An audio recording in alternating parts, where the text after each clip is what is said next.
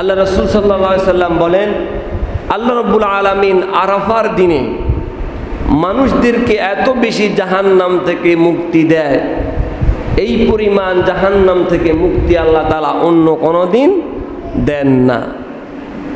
অর্থাৎ আরাফার দিনে আল্লাহ তাআলা এত বেশি মানুষকে জাহান্নাম থেকে মুক্তি করে দেয়, অন্য কোনো দিন এভাবে আল্লাহ তাআলা মানুষদেরকে জাহান্নাম থেকে মুক্তি করেন না। এত ফজিলতে আরাফার দিনের। আল্লাহ রাসূল সাল্লাল্লাহু আলাইহি সাল্লাম বলেন, আরাফার দিনের রোজার ফজিলত, সিয়ামু ইয়াউমি আরাফা আহতাসিবু আলাল্লাহি আন ইউকাফফিরা সানাতাল্লাতী ক্বাবলা ওয়া সানাতাল্লাতী বা'দা। রাসূল বলেছেন, আরাফার দিনে যেই ব্যক্তি রোজা রাখবে, আমি আশা করি তার পূর্বের এবং সামনের 1 বছরের গুনাহ আল্লাহ তাআলা মাফ করে দেবেন। সুবহানাল্লাহ। অর্থাৎ যেই ব্যক্তি আরাফার দিনে রোজা রাখবে, তার পূর্ববর্তী পিছনের 1 বছরের গুনাহ, সামনে যদি হায়াত পায় সামনের 1 বছরের গুনাহ আল্লাহ তাআলা মাফ করে দেবেন। এখন সমস্যাটা বাজে এই জায়গায়, আরাফার দিন সারা বিশ্বে একদিনই অনুষ্ঠিত হয়।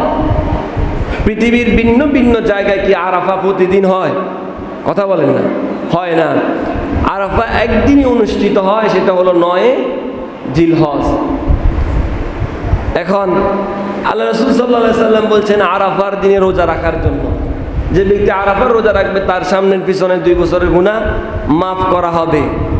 এখন সমস্যাটা বাজে এই জায়গায়, যেদিন সৌদি আরবে 9 তারিখ, সেদিন আমাদের দেশে কয় তারিখ? 8 তারিখ। আমাদের আগের দিনে সেই জায়গায় আরাফা হয়, ওই অনুযায়ী রোজা রাখার জন্য বলা হয়েছে। আল্লাহ রাসূল বলছেন, ইয়াউমে আরাফা, একটা জায়গা কেন্দ্রিক রোজাটা রাখার জন্য বলা হয়েছে। কিন্তু উলামায়ে কেরাম যেহেতু আবার অন্য, এখানে 2টি মত, এই জন্য রাসূলের অন্য হাদিসে এসেছে, তোমরা চাঁদ দেখেই ইবাদত করো, রোজা রাখো চাঁদ দেখেই, ঈদের নামাজ পড়ো চাঁদ দেখে কি ইবাদত করো, রোজা রাখো। এখন 2টা হাদিস 2 দিকে, আপনি কোন দিন রোজাটা রাখবেন? যেদিন সৌদিতে আরাফা হয় সেই দিন, নাকি নিজের দেশে যেদিন 9 তারিখ হয় সেই দিন? আরাফা কিন্তু সারা বিশ্বে একদিনে হবে। আর রাসূলের কথা হলো ইয়াউমে আরাফা, যেদিন আরাফা হবে তোমরা কি সেদিন রোজা রাখো। কিন্তু এখানে 2টি মতামত, এই জন্য যেহেতু চাঁদ দেখে রোজা রাখার জন্য বলা হয়েছে, চাঁদ দেখে ইবাদত করার জন্য বলা হয়েছে, এই জন্য এখানে 2টি মত। এখন আপনি কোন দিকে যাবেন? নিজের দেশে যেদিন 9 তারিখ সেদিন রোজা রাখবেন, নাকি যেদিন আরাফা অনুষ্ঠিত হবে সেদিন রোজা রাখবেন? এখানে মত যেহেতু 2টা, এক্ষেত্রে আমাদের যেটা করণীয় সেটা হলো, আপনি যেদিন আরাফা অনুষ্ঠিত হয় সেদিন রোজা রাখেন, আবার নিজের দেশে যেদিন 9 তারিখ হয় সেদিনও রোজা রাখেন। তাহলে আর কোনো সন্দেহ নাই, যেদিন যাবে যাক, আরাফা আমি পাবো। অর্থাৎ 9 তারিখ যেহেতু জিলহজের 9 তারিখে আরাফা অনুষ্ঠিত হবে মক্কায়, রাসূলের হাদিসের ভাষা অনুযায়ী রোজাটা আরাফার দিনে রাখার কথাই বলা হয়েছে। কিন্তু উলামায়ে কেরাম যেহেতু অন্য আরেকটি হাদিস এনে এখানে 2টি মতামত প্রদান করেছেন, তারা বলেন নিজের দেশে যেদিন 9 জিলহজ হবে সেদিন রোজা রাখবে।